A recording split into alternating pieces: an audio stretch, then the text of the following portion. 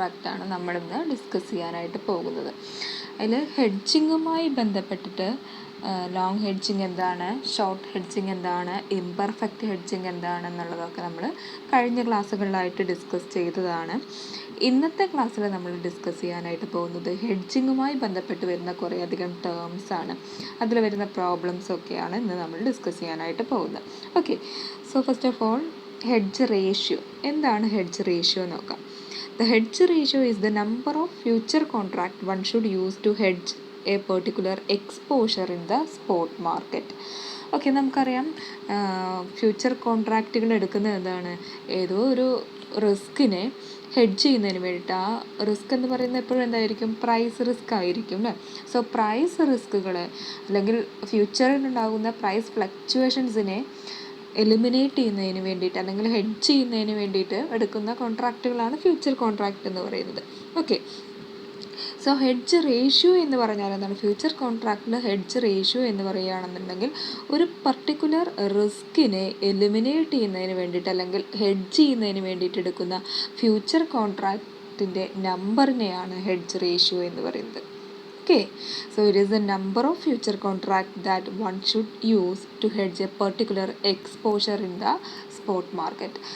ചില കേസിൽ in case ആ ഒരു റിസ്കിൻ്റെ എമൗണ്ടൊക്കെ ഹൈ ആണെന്നുണ്ടെങ്കിൽ ഒരിക്കലും ഒരു ഏതെങ്കിലും ഒരു കോൺട്രാക്റ്റ്, ഒരു ഫ്യൂച്ചർ കോൺട്രാക്റ്റ് എടുത്തുകൊണ്ട് അത്രയും വലിയൊരു ഹ്യൂജ് എമൗണ്ട് ഓഫ് റിസ്കിനെ ഫുള്ളായിട്ട് എലിമിനേറ്റ് ചെയ്യാൻ പറ്റണമെന്നില്ല. So he may take one more future contract. Such a number of future contract that one should taken to hedge the risk is called hedge ratio. Okay, in other words, it is the ratio of the size of the positions taken in future contract to the size of the exposure. അങ്ങനെയും പറയാം. അതായത് ഒരു future കോൺട്രാക്റ്റിൽ എടുത്തിട്ടുള്ള size of position, that means long position ആവാം, short position ആവാം. Okay, അങ്ങനെ ഒരു future കോൺട്രാക്റ്റിൽ ഒരു പെർട്ടിക്കുലർ പേഴ്സൺ എടുത്തിട്ടുള്ള സൈസ് ഓഫ് പൊസിഷനും അതേപോലെ സൈസ് ഓഫ് എക്സ്പോഷറും തമ്മിലുള്ള റേഷ്യോ ആണ് ഹെഡ്ജ് റേഷ്യോ എന്നും പറയാം. നമ്മൾ ഹെഡ്ജ് റേഷ്യോ എന്ന് പറയുമ്പോൾ തന്നെ അതിലൊരു റേഷ്യോ ഉണ്ട് അല്ലേ. സോ അത് കാണിക്കുന്നത് രണ്ട് വാരിയബിൾസ് തമ്മിലുള്ള റിലേഷൻഷിപ്പാണ്. എപ്പോഴും റേഷ്യോസ് അങ്ങനെയാണ് കാണിക്കുക അല്ലേ. അതിലൊരു വാരിയബിൾ എന്ന് പറയുന്നത് എന്താണ്, ഒരു ഫ്യൂച്ചർ കോൺട്രാക്റ്റ് എടുത്തിട്ടുള്ള സൈസ് ഓഫ് പൊസിഷനാണ്. ഓക്കെ, എത്ര പൊസിഷൻസ് എടുത്തിട്ടുണ്ട് എന്നുള്ളതാണ് ന്യൂമറേറ്ററിൽ നമ്മൾ കാണിക്കേണ്ടത്. ഡിനോമിനേറ്ററിൽ കാണിക്കേണ്ടത് എന്താണ്, എത്ര റിസ്കിനെയാണ്, what amount of risk is exposed, അല്ലെങ്കിൽ സൈസ് ഓഫ് ദ എക്സ്പോഷറാണ്, സൈസ് ഓഫ് ദി റിസ്ക് ആണ് നമ്മൾ ഡിനോമിനേറ്ററായിട്ട് കാണിക്കേണ്ടത്. സോ ഇത് രണ്ടിനെയും എക്സ്പ്രസ് ചെയ്യുന്ന റേഷ്യോ ആണ് ഇതെന്ന് പറയുന്നത് ഹെഡ്ജ് റേഷ്യോ എന്ന് പറയുന്നത്. ഇനി നമുക്ക് വീണ്ടും പറയാനുണ്ട്, സൈസ് ഓഫ് എക്സ്പോഷർ എന്ന് പറഞ്ഞാൽ അതെങ്ങനെയാണ് കണ്ടുപിടിക്കുന്നത്. ഓക്കെ, എത്ര റിസ്ക് ഉണ്ട് എന്നുള്ളത് നമ്മൾ എങ്ങനെയാണ് കണ്ടുപിടിക്കുന്നത്, quantity of asset exposed into spot price of the asset exposed. Okay, നമ്മൾ എത്ര അസറ്റുകളാണ്, അണ്ടർലൈയിങ് അസറ്റുകളുടെ ക്വാണ്ടിറ്റി, അതിന് നമ്മൾ അണ്ടർലൈയിങ് അസറ്റിൻ്റെ സ്പോട്ട് പ്രൈസ് വെച്ചുകൊണ്ട് മൾട്ടിപ്ലൈ ചെയ്ത് കഴിഞ്ഞാൽ നമുക്ക് എന്ത് കിട്ടും, സൈസ് ഓഫ് എക്സ്പോഷർ, ആ റിസ്കിൻ്റെ ക്വാണ്ടിറ്റി എത്രയുണ്ട് എന്നുള്ളത് മനസ്സിലാക്കാനായിട്ട് പറ്റും.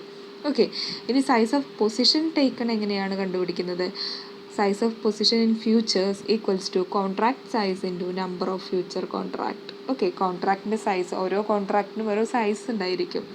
ഓക്കെ, ആ കോൺട്രാക്ട് സൈസിനെ നമ്പർ ഓഫ് ഫ്യൂച്ചർ കോൺട്രാക്റ്റ്, അയാൾ എടുക്കുന്ന നമ്പർ ഓഫ് ഫ്യൂച്ചർ കോൺട്രാക്റ്റ് കൊണ്ട് മൾട്ടിപ്ലൈ ചെയ്ത് കഴിഞ്ഞാൽ സൈസ് ഓഫ് പൊസിഷൻസും മനസ്സിലാക്കാനായിട്ട് പറ്റും. Okay, size of position divided by size of exposure ആണ് ഇതെന്ന് പറയുന്നത് ഹെഡ്ജ് റേഷ്യോ എന്ന് പറയുന്നത്. ഓക്കെ, നമുക്ക് എങ്ങനെ പറയാം, HR ഈക്വൽസ് ടു, HR എന്ന് പറഞ്ഞാൽ ഹെഡ്ജ് റേഷ്യോ ആണ്, HR equals to QF divided by QS.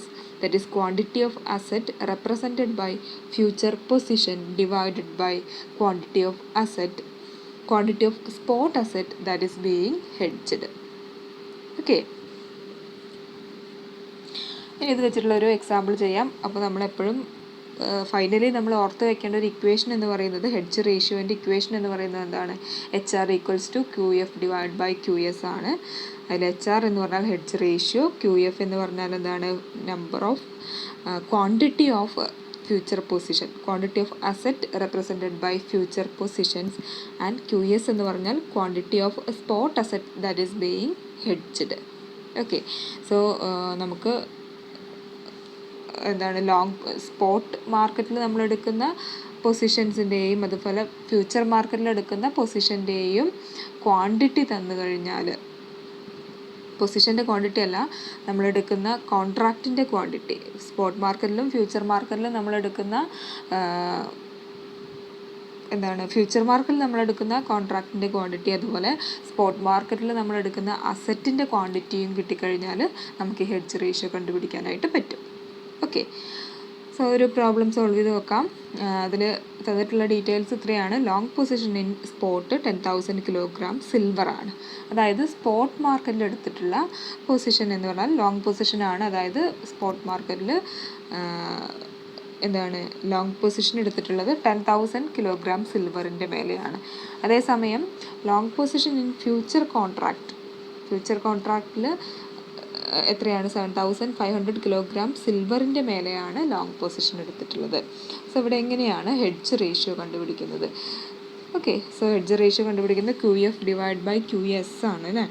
അതായത് long position in futures divide by long position in spot. ഇവിടെ ലോങ് പൊസിഷനും ക്വസ്റ്റ്യനിൽ സ്പെസിഫൈ ചെയ്തുകൊണ്ടാണ് ലോങ് എന്ന് പറയുന്നത്. അല്ലെങ്കിൽ നമ്മൾ എന്ത് പറഞ്ഞാൽ മതി? പൊസിഷൻസ് എന്ന് പറഞ്ഞാൽ മതി. It may long or short. Okay, so 7,500 divide by 10,000 നമുക്ക് എന്ത് കിട്ടും? 0.75 ആണ് ഹെഡ്ജ് റേഷ്യോ എന്ന് പറയുന്നത്. ഓക്കെ, ഇനി ഹെഡ്ജ് റേഷ്യോയിൽ ഒന്നുകൂടി അഡ്വാൻസ്ഡ് ആയിട്ട് പറയുന്ന മറ്റൊരു ടേമാണ് ഒപ്റ്റിമൽ ഹെഡ്ജ് റേഷ്യോ എന്നുള്ളത്. എന്താണ് ഒപ്റ്റിമൽ ഹെഡ്ജ് റേഷ്യോ നോക്കാം. It is the ratio that eliminate or minimise the price risk. It is also known as minimum variance hedge ratio. It is calculated as below. So minimum variance hedge ratio എന്ന് പറഞ്ഞാൽ അവിടെ risk ഏറ്റവും മിനിമത്തിലായിരിക്കും. നമുക്ക് hedge ratio വെച്ചുകൊണ്ട് എന്ത് ചെയ്യാനായിട്ട് പറ്റും? റിസ്കിനെ eliminate ചെയ്യാം ഒരു പരിധി വരെ. പക്ഷേ ഒപ്റ്റിമൽ ഹെഡ്ജ് റേഷ്യോ ആണ് നമ്മൾ ഉപയോഗിക്കുന്നതെങ്കിൽ നമ്മൾക്ക് ഏറ്റവും മിനിമം ആയിക്കൊണ്ട് നമ്മളെ റിസ്കിനെ കുറയ്ക്കാനായിട്ട് പറ്റും. ഓക്കെ, സോ അതുകൊണ്ടാണ് ഹെഡ്ജ് റേഷ്യോൻ്റെ ഒന്നുകൂടി അഡ്വാൻസ്ഡ് ഫോമാണ് ഒപ്റ്റിമൽ ഹെഡ്ജ് റേഷ്യോ എന്ന് പറയുന്നത്. അതെങ്ങനെയാണ് കാൽക്കുലേറ്റ് ചെയ്യാൻ നോക്കാം. Hedge ratio optimal equals to R into standard deviation of S divided by standard deviation of F. അതാണ് ഇക്വേഷൻ എന്ന് പറയുന്നത്. ഓക്കെ, അതിൽ HR ഒപ്റ്റ് എന്ന് പറഞ്ഞാൽ എന്താണ്? ഒപ്റ്റിമൽ ഹെഡ്ജ് റേഷ്യോ ആണ്. R എന്ന് പറയുന്നത് കോറിലേഷൻ കോഎഫിഷ്യൻ്റ് ആണ്.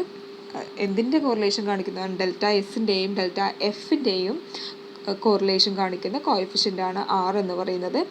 സോ പിന്നെ വരുന്ന സ്റ്റാൻഡേർഡ് ഡീവിയേഷൻ ഓഫ് എസും സ്റ്റാൻഡേർഡ് ഡീവിയേഷൻ ഓഫ് എഫും ആണ്. സ്റ്റാൻഡേർഡ് ഡീവിയേഷൻ ഓഫ് എസ് എന്ന് പറഞ്ഞാൽ standard deviation of delta S ആണ്. ഡെൽറ്റ എസ് എന്ന് പറഞ്ഞാൽ എന്താണ്? അപ്പം സ്പോട്ട് പ്രൈസിലുണ്ടാകുന്ന ചേഞ്ചസിനെയാണ് നമ്മൾ ഡെൽറ്റ എസ് എന്ന് പറയുന്നത്. അതിൻ്റെ സ്റ്റാൻഡേർഡ് ഡീവിയേഷനാണ് സ്റ്റാൻഡേർഡ് ഡീവിയേഷൻ ഓഫ് എസ്. ഇനി ഡെൽറ്റ എഫ് എന്ന് പറഞ്ഞാൽ ഫ്യൂച്ചർ പ്രൈസിലുണ്ടാകുന്ന ചേഞ്ചാണ് ഡെൽറ്റ എഫ് എന്ന് പറയുന്നത്. അതിൻ്റെ സ്റ്റാൻഡേർഡ് ഡീവിയേഷനാണ് സ്റ്റാൻഡേർഡ് ഡീവിയേഷൻ ഓഫ് എഫ് എന്ന് പറയുന്നത്. ഓക്കെ, ഡെൽറ്റ എസും ഡെൽറ്റ എഫും. അപ്പോൾ ഇവിടെ നമ്മൾ സ്റ്റാൻഡേർഡ് ഡീവിയേഷൻ ഓഫ് എസും അതുപോലെ SDS എന്ന് എഴുതുന്നതിന് പകരം നമുക്ക് ഇങ്ങനെ എഴുതാം കേട്ടോ. Okay, this is standard deviation of S and this is standard deviation of F. Okay, then delta എങ്ങനെ നമുക്ക് എഴുതാം? ഡെൽറ്റ എസ് അതുപോലെ ഡെൽറ്റ എഫ്.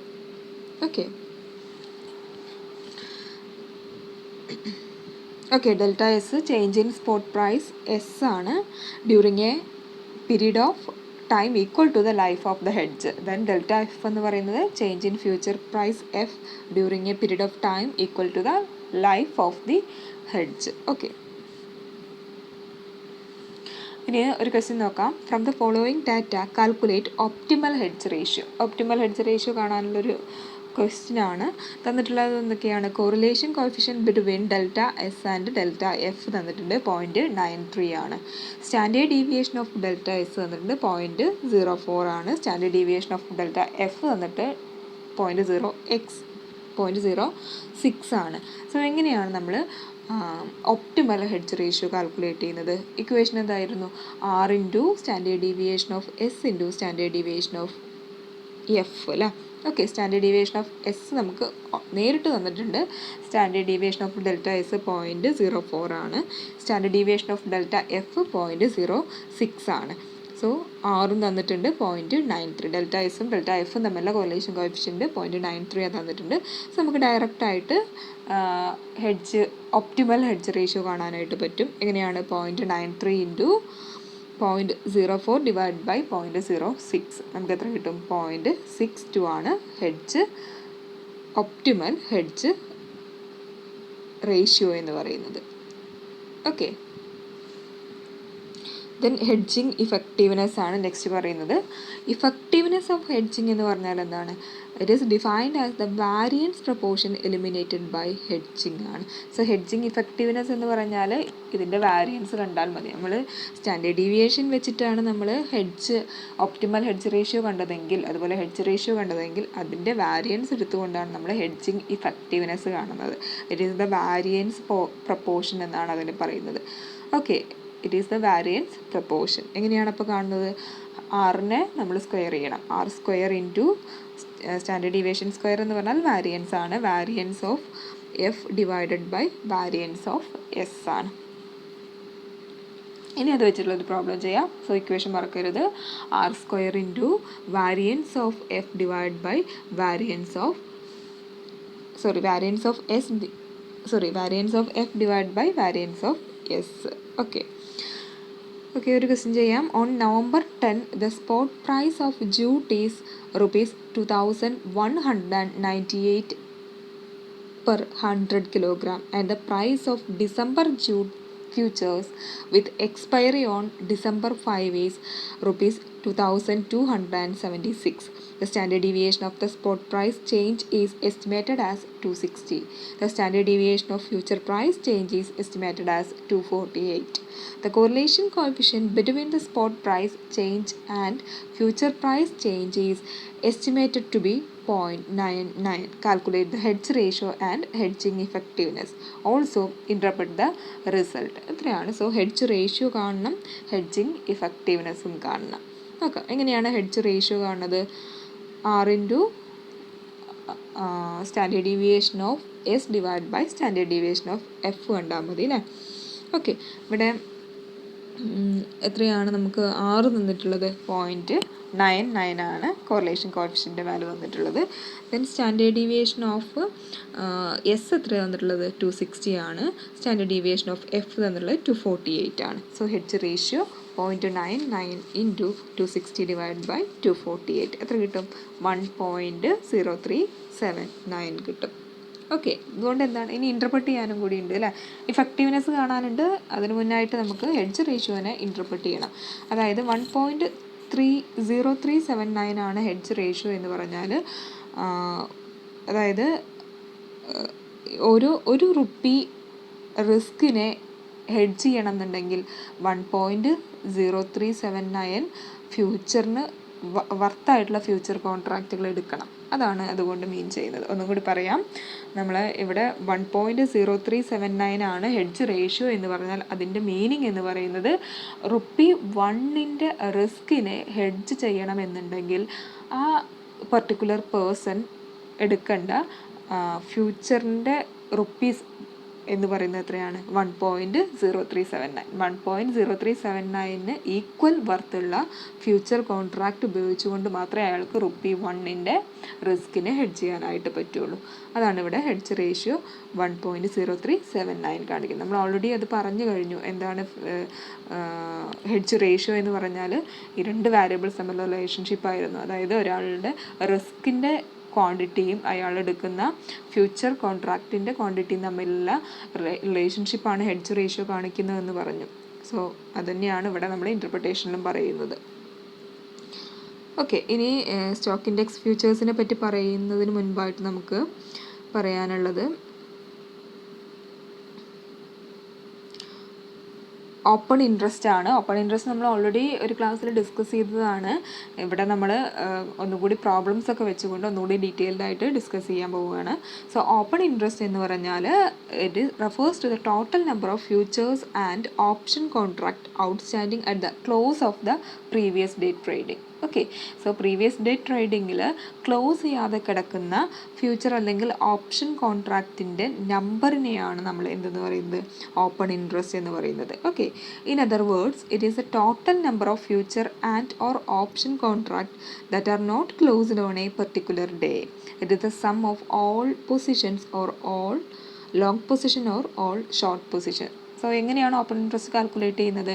ഒരു പർട്ടിക്കുലർ ഡേയിലെടുത്ത ലോങ് പൊസിഷൻ്റെയും അതുപോലെ ഷോർട്ട് പൊസിഷൻ്റെയും സമ്മിനെയാണ് നമ്മൾ എന്തെന്ന് പറയുന്നത്, ഓപ്പൺ ഇൻട്രസ്റ്റ് എന്ന് പറയുന്നത്. അല്ലെങ്കിൽ ക്ലോസ് ചെയ്യാതെ കിടക്കുന്ന ഒരു പർട്ടിക്കുലർ ഡേയിൽ ക്ലോസ് ചെയ്യാതെ കിടക്കുന്ന കോൺട്രാക്റ്റുകളുടെ ഔട്ട്സ്റ്റാൻഡിംഗ് ആയി കിടക്കുന്ന കോൺട്രാക്റ്റുകളുടെ എണ്ണത്തിനെയാണ് നമ്മൾ ഓപ്പൺ ഇൻട്രസ്റ്റ് എന്ന് പറയുന്നത്. In short, open interest is the number of contracts that have been buy or sold but not yet settled. Open interest is important in future trading because it indicate the trading in the future contract as well as liquidity of the contract. ഓക്കെ. ട്രേഡിങ്ങിനെയും ലിക്വിഡിറ്റിയെയും indicate ചെയ്യുന്ന ഒരു ടേമാണ് അല്ലെങ്കിൽ ഒരു കൺസെപ്റ്റാണ് ഇതെന്ന് പറയുന്നത്, open interest എന്ന് പറയുന്നത്. ഇനി ഒരു ഓപ്പൺ ഇൻട്രസ്റ്റിൽ ഇൻക്രീസ് ഉണ്ടായി എന്ന് പറഞ്ഞാൽ അതെന്താണ് കാണിക്കുന്നത്? It indicate an increase in the number of contract available for delivery. Okay. So number of contract open ചെയ്തിട്ടുണ്ടെങ്കിൽ, ഫോർ എക്സാമ്പിൾ ഒരു പർട്ടിക്കുലർ ഡേയിൽ എന്താണ് നമ്പർ ഓഫ് കോൺട്രാക്ട് അല്ലെങ്കിൽ ഫ്യൂച്ചർ കോൺട്രാക്ട് ഓപ്പൺ ചെയ്തിട്ടുണ്ടെങ്കിൽ അവിടെ എന്ത് ചെയ്യും, ഓപ്പൺ ഇൻട്രസ്റ്റ് ഇൻക്രീസ് ചെയ്യും. ഇനി എപ്പോഴാണ് അത് ഡിക്രീസ് ചെയ്യുന്നത്? ഫ്യൂച്ചർ കോൺട്രാക്റ്റ് ക്ലോസ് ചെയ്തിട്ടുണ്ടെങ്കിൽ ഓപ്പൺ ഇൻട്രസ്റ്റ് കുറയും. സോ അതാണ് അതിൻ്റെ പ്രിൻസിപ്പിൾ എന്ന് പറയുന്നത്. അതാണ് ഫ്യൂച്ചർ കോൺട്രാക്റ്റുകൾ കൂടുതലായിട്ട് ഓപ്പൺ ചെയ്യുന്ന സമയത്ത് ഓപ്പൺ ഇൻട്രസ്റ്റ് കൂടുകയും ഫ്യൂച്ചർ കോൺട്രാക്റ്റുകൾ ക്ലോസ് ചെയ്യുന്ന സമയത്ത് ഓപ്പൺ ഇൻട്രസ്റ്റ് കുറയുകയും ചെയ്യും. ഓക്കെ. നോക്കാം. കാൽക്കുലേഷൻ ഓഫ് ഓപ്പൺ ഇൻട്രസ്റ്റ് ആണ് നെക്സ്റ്റ് പറയുന്നത്. അതിൻ്റെ സ്റ്റെപ്സ് ആണ് പറയുന്നത്. When two traders conclude a trade for the first time in a particular future contract, the open interest will increase by the number of contract entered into by these traders. Okay. നമ്മളിപ്പോൾ പറഞ്ഞ അതേ കാര്യമാണ്. അതായത് രണ്ട് parties തമ്മിൽ first time future contract open ചെയ്യുന്ന സമയത്ത് എന്ത് ചെയ്യും, ഓപ്പൺ ഇൻട്രസ്റ്റിൻ്റെ വാല്യൂ ഇൻക്രീസ് ചെയ്യും. Okay. Second one, if one of the parties to the trade is closing out a position taken earlier and the other one who is not closing the position, there will be no change in the open interest. രണ്ടാമത് വരുന്ന principle എന്ന് പറയുന്നത് important ആണ്. അതായത് രണ്ട് parties തമ്മിലാണ് ഈ contract എടുക്കുന്നത്. അതിൽ ഒരു പാർട്ടി അയാളെടുത്തുള്ള പൊസിഷൻ ഓപ്പോസിറ്റ് പൊസിഷൻ എടുത്തുകൊണ്ട് ക്ലോസ് ചെയ്യുകയും മറ്റേ പാർട്ടി ക്ലോസ് ചെയ്യാതിരിക്കുകയും ചെയ്യുന്ന സമയത്ത് ഒരിക്കലും ഓപ്പൺ ഇൻട്രസ്റ്റിൻ്റെ സൈസിൽ എന്ത് വരുന്നില്ല, ചേഞ്ച് വരുന്നില്ല. Okay, it remains unchanged. And third principle, if both the parties are closing their position because they had opposite position in the future before the trade, the open interest will decrease by the number of contract these two parties had entered into. Okay. So ഈ രണ്ട് പാർട്ടീസും ഈ ഒരു contract close ചെയ്യുന്ന സമയത്ത് എങ്ങനെയാണ് contract close ചെയ്യുക? Opposite position എടുത്തുകൊണ്ട്. അവർ മുന്നേ എൻ്റർ ചെയ്യുന്ന സമയത്ത് ഏതാണോ പൊസിഷൻ എടുത്തത് ആ പൊസിഷന് ഓപ്പോസിറ്റ് പൊസിഷൻ എടുത്തുകൊണ്ടാണ് അവരത് ക്ലോസ് ചെയ്യുക. സോ ഇങ്ങനെ കോൺട്രാക്റ്റ് ക്ലോസ് ചെയ്യുന്ന സമയത്ത് എന്ത് ചെയ്യും, ഈ ഒരു ഓപ്പൺ ഇൻട്രസ്റ്റിൻ്റെ വാല്യൂ ഡിക്രീസ് ചെയ്യും. ഓക്കെ. ഒരു എക്സാമ്പിൾ കൂടി ചെയ്ത് കഴിഞ്ഞാൽ ഒന്നുകൂടി ഈ ഒരു ഐഡിയ ക്ലിയർ ആവും. Consider the following transaction in ICICI single stock futures that took place in one of the exchanges. Okay. ഈ ഒരു എക്സാമ്പിൾ നോക്കാം. Mega fund took A long position in 10 contract. Mega funds എന്ന് പറഞ്ഞാൽ stock futures ആണ്.